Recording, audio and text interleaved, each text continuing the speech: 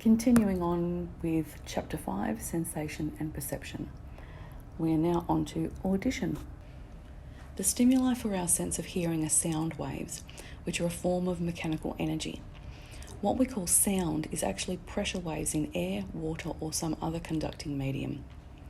When a stereo's volume is high enough, you can actually see the cloth speakers covers moving in and out. The resulting vibrations cause successive waves of compression and expansion among the air molecules surrounding the source of the sound. These sound waves have two characteristics, frequency and amplitude. And figure 5.15 on the same page, 161, shows an image of different sound waves. So frequency is the number of sound waves or cycles per second. And the hertz is the technical measure of cycles per second. 1 hertz equals 1 cycle per second. Frequency and hertz are both key terms. The sound wave's frequency is related to the pitch that we perceive. The higher frequency, or hertz, the higher the perceived pitch.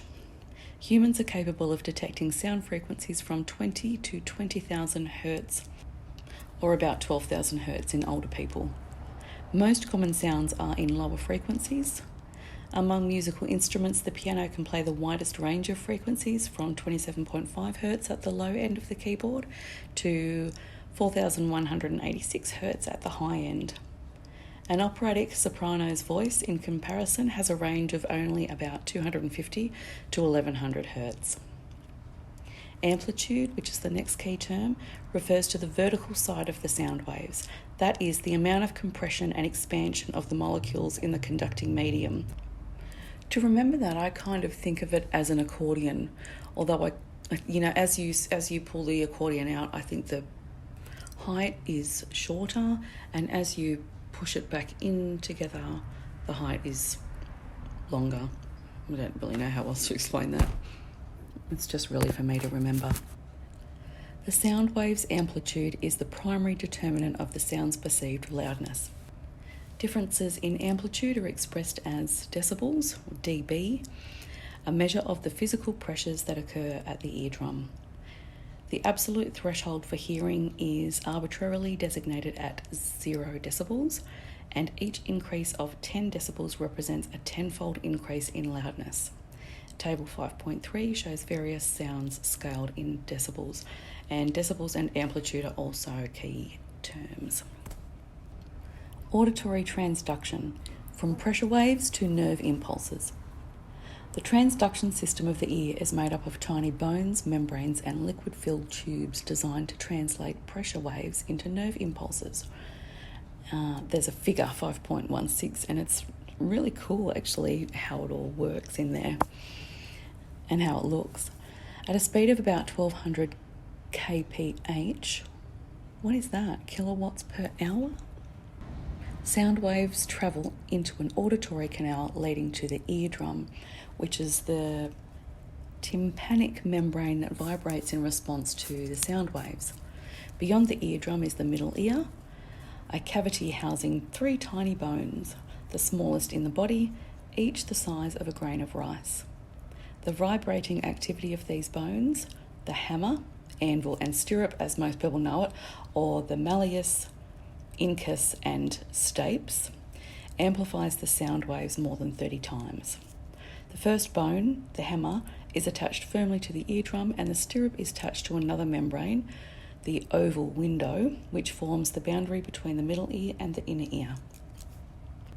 Okay, this is a little bit different than the last textbook because it didn't mention anything about oval windows. I'm going to have to redraw that. Okay, so the inner ear contains the cochlea, a coiled snail-shaped tube about 3.5 centimetres in length that is filled with fluid and contains the basilar membrane, which is a sheet of tissue that runs its length. Resting on the basilar membrane is the organ of Corti, which contains about 16,000 tiny hair cells that are the actual sound receptors.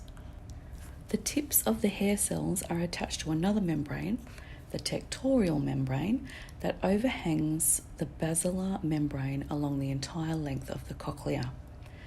The hair cells synapse with the neurons of the auditory nerve, which in turn send impulses via an auditory relay station into the thalamus to the temporal lobe's auditory cortex.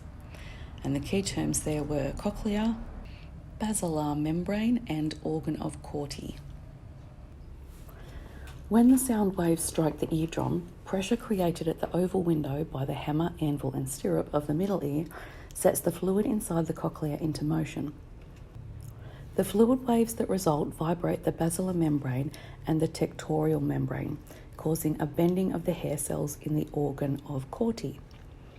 This bending of the hair cells triggers the release of neurotransmitters into the synaptic space between the hair cells and the neurons of the auditory nerve, resulting in nerve impulses that are sent to the brain. Within the auditory cortex are feature detector neurons that respond to specific kinds of auditory input, much as occurs in the visual system. Coding of pitch and loudness. The auditory system transforms the sensory qualities of wave amplitude and frequency, experienced by us as loudness and pitch, into the language of nerve impulses. In the case of intensity, high amplitude sound waves cause the hair cells to bend more and release more neurotransmitter substance at the point where they synapse with the auditory nerve cells, resulting in a higher rate of firing within the auditory nerve. Also, certain receptor neurons have higher thresholds than others, so that they will only fire when the hair cells bend considerably in response to an intense sound. Thus, what we experience as loudness is coded in terms of both the rate of firing in the axons of the auditory nerve and the specific hair cells that are sending messages. The coding of wave frequency that produces our perception of pitch also involves two different processes. One for frequencies below about 1000 Hz, which is 2 octaves below the top of the piano keyboard, and another for higher frequencies. Historically, as in the case of colour vision, two competing theories were advanced to account for pitch perception. According to the frequency theory of pitch perception, which is a key term, nerve impulses sent to the brain match the frequency of the sound wave. Thus, a 30 Hz, 30 cycles per second, sound wave from a piano should send 30 volleys of nerve impulses per second to the brain. Unfortunately, frequency theory encounters a major problem. Because neurons are limited in their rates of firing, individual impulses or volleys of impulses fired by groups of neurons cannot produce high enough frequencies of firing to match sound wave frequencies above 1000 Hz.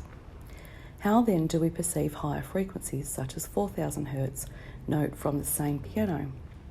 Experiments conducted by Bekesi uncovered a second mechanism for coding pitch that earned him the 1961 Nobel Prize. Bekesi cut tiny holes in the cochleas of guinea pigs and human cadavers and observed through a microscope what happened inside the fluid-filled cochlea when he stimulated the eardrum with tones of varying frequencies. He found that high-frequency sounds produced fluid waves that peaked close to the oval window, whereas lower-frequency vibrations produced a slower fluid wave that peaked farther down the cochlear canal. Bekesi's observations supported a place theory of pitch perception, which is another key term, suggesting that the specific point in the cochlea where the fluid wave peaks and most strongly bends the hair cells serves as a frequency coding cue. Researchers later found that similar to the manner in which the retina is mapped onto the visual cortex, the auditory cortex has a tonal frequency map that corresponds to specific areas of the cochlea. By analysing the specific location of the cochlea from which auditory nerve impulses, 5.3, are being received, the brain can code pitches such as our 4000 Hz piano note. Thus, like trichromatic and opponent process theories of colour vision, which were once thought to contradict one another, frequency and place theories of pitch perception both proved applicable in their own ways. At low frequencies, frequency theory holds true. At higher frequencies, place theory provides the mechanism for coding the frequency of a sound wave. Sound localization. Have you ever wondered why you have two ears, one located on each side of your head? As is usually the case in nature's designs, there is a good reason. Our very survival can depend on our ability to locate objects that emit sounds. The nervous system uses information concerning the time and intensity differences of sounds arriving at the two ears to locate the source of sounds in space. Sounds arrive first and loudest at the ear closest to the sound. When the source of the sound is directly in front of us, the sound wave reaches both ears at the same time and at the same intensity, so the source is being perceived as being straight ahead. Our binaural, which is two-eared, ability to localise sounds is amazingly sensitive. For example, a sound 3 degrees to the right arrives at the right ear only 300 millionths of a second before it arrives at the left ear, and yet we can tell which direction the sound is coming from. Not in my case, I'm hopeless at detecting where sound is coming from. Other animals have even more exotic sound location systems. For example, the barn owl comes equipped with ears that are exquisitely tailored for pinpoint localisation of its prey during night hunting. Its right ear is directed slightly upward, its left ear slightly downward. This allows it to localise sounds precisely in both the vertical and horizontal planes and thereby to zero in on its prey with deadly accuracy. Hearing loss. While only 0.2% of Australian children are born with a hearing impairment, it is estimated that 1 in 6 adults have acquired impaired hearing. They are Australian government figures. They suffer from 2 major types of hearing loss. Conduction deafness, which is a key term, involves problems with the mechanical system that transmits sound waves to the cochlea. For example, a punctured eardrum or a loss of function in the tiny bones of the middle ear can reduce the ear's capacity to transmit vibrations. Use of a hearing aid, which amplifies the sound entering the ear, may correct many cases of conduction deafness. An entirely different matter is nerve deafness, which is another key term, caused by damaged receptors within the inner ear or damage to the auditory nerve itself. Nerve deafness cannot be helped by a hearing aid because the problem does not lie in the transmission of sound waves to the cochlea. Although ageing and disease can produce nerve deafness, exposure to loud sounds is one of its leading causes. Repeated exposure to loud sounds of a particular frequency, as might be produced by a machine in a factory, can eventually cause the loss of hair cells at a particular point on the basilar membrane, thereby causing hearing loss for that frequency. Extremely loud music can also take a serious toll on hearing. Even brief exposure to sounds exceeding 140 decibels can cause irreversible damage to the receptors in the inner ear, as can more continuous sounds at lower decibel levels. In 1986, a rock concert by The Who reached 120 decibels at a distance of 50 metres from the speakers. Although this earned The Who a place in the Guinness Book of Records for the all-time loudest concert, it inflicted severe and permanent hearing damage on many in the audience. The Who's lead guitarist, Pete Townshend, eventually suffered severe hearing loss from prolonged noise exposure. An iPod or similar portable music player can generate this decibel level through its earphones. And just a concept check. The auditory system responds to sound waves, which are variations in the density, pressure of air.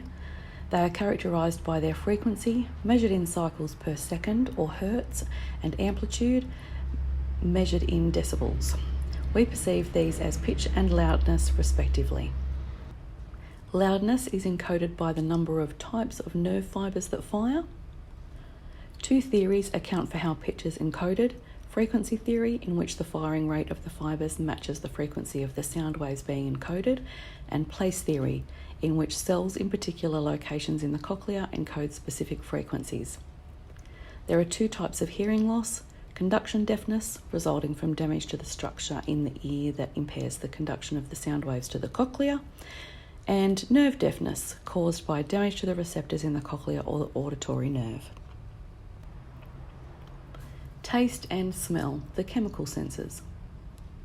Gustation, the sense of taste, and olfaction, the sense of smell, are chemical senses. Their receptors are sensitive to chemical molecules rather than to some form of energy. These senses are so intertwined that some scientists consider them a common chemical sense. Enjoying a good meal usually depends on the simultaneous activity of taste and odour receptors, as becomes apparent when we have a stuffy nose and our food tastes bland. People who lose their sense of smell typically believe they have lost their sense of taste as well. Gustation, the sense of taste. People who consider themselves gourmets are frequently surprised to learn that their sense of taste responds to only 4 qualities: sweet, sour, salty, and bitter. Every other taste experience combines these qualities and those of other senses, such as smell, temperature, and touch. For example, part of the taste of popcorn includes its complex texture, its crunchiness, and its odour. In addition to its chemical receptors, the tongue is richly endowed with tactile, touch, and temperature receptors. Taste buds are chemical receptors concentrated along the tip, edges, and back surface of the tongue. Each taste bud is most responsive to 1 or 2 of the basic taste qualities, but responds weakly to the others as well. An additional taste sensation called umami increases the intensity of other taste qualities. This sensory response is activated by certain proteins, as well as by monosodium glutamate, MSG, a substance used by some restaurants for flavour enhancement. And the 3 key terms were gustation, olfaction, and taste buds. Also, there's a figure on this page, 5.18, of the tongue. Humans have about 9,000 taste buds, each one consisting of several receptor cells arranged like the segments of an orange. A small number of receptors are also found on the roof and back of the mouth, so that even people without a tongue can taste substances. Hair-like structures project from the top of each cell into the taste pore, an opening to the outside surface of the tongue. When a substance is taken into the mouth, it interacts with saliva to form a chemical solution that flows into the taste pore and stimulates the receptor cells. A taste results from complex patterns of neural activity produced by the 4 types of taste receptors. The sense of taste not only provides us with pleasure, but also has adaptive significance in discriminating between nutrients and toxins. Our response to some taste qualities is innate. For example, newborn infants respond positively to sugar water placed on the tongue and negatively to bitter substances such as quinine or quinine. I don't even know what that is. Many poisonous substances in nature have bitter tastes, so this emotional response seems to be hardwired into our physiology. In nature, sweet substances are more likely to occur in high-calorie or sugar-rich foods. However, many humans now live in an environment that is different from the food-scarce environment in which preferences for sweet substances evolved. As a result, people in affluent countries overconsume sweet foods that are good for us only in small quantities. Olfaction, the sense of smell. Humans are visually oriented creatures, but the sense of smell, olfaction, is of great importance for many species. Bloodhounds, for example, have poor eyesight but a highly developed olfactory sense that is about 2 million times more sensitive than ours. A bloodhound can detect a person's scent in a footprint that is 4 days old, something no human could do. The receptors for smell are long cells that project through the lining of the upper part of the nasal cavity and into the mucous membrane. Humans have about 40 million olfactory receptors, dogs about 1 billion.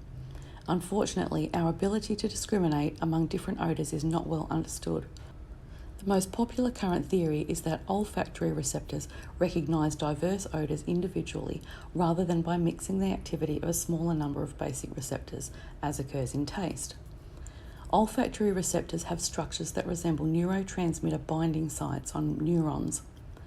Any of the thousands of potential odour molecules can lock into sites that are tailored to fit them. The receptors that fire send their input to the olfactory bulb, a key term meaning a forebrain structure immediately above the nasal cavity. Each odorous chemical excites only a limited portion of the olfactory bulb, and odours are apparently coded in terms of the specific area of the olfactory bulb that is excited. The social and sexual behaviour of animals is more strongly regulated by olfaction than human behaviour. For example, many species use urine to mark their territories. We humans find other ways, such as erecting fences or spreading our belongings over the table we are using in the library. Nonetheless, like animals, we have special receptors in the nose that send impulses to a separate olfactory area in the brain that connects with brain structures involved in social and reproductive behaviour. Some researchers believe that pheromones, a key term, which are chemical signals found in natural body scents, may affect human behaviour in subtle ways. Do odours make us sexually attractive? The marketers of various pheromone perfumes tell us they do. And if you have ever owned a dog or cat that went into heat, you can attest to the effects of such odours in animals. However, researchers have yet to find any solid evidence to back the claims of commercial products promising instant sexual attraction. For humans, it appears that a pleasant personality and good grooming are a better bet than artificially applied pheromones when it comes to finding a mate. Concept check. That was a short one. The receptors for taste and smell respond to chemical molecules. We are sensitive to 4 basic qualities: sweet, sour, salty and bitter. Olfactory, smell receptors are long cells in the upper nasal cavity.